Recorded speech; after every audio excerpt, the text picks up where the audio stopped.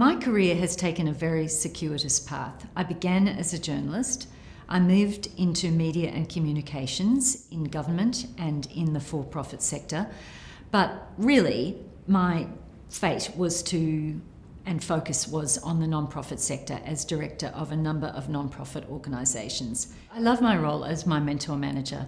I get to speak to really thoughtful, intelligent women who are thinking about what their next career step or their next life step is going to be, hearing about their aspirations and then matching them with the right mentor.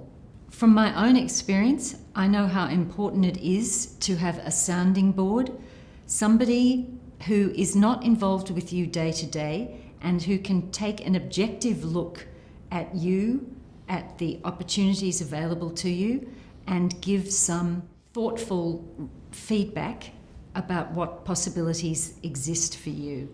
When I speak with somebody who is interested in pursuing the My Mentor program, I ask about their career experience and what their plans are for the future.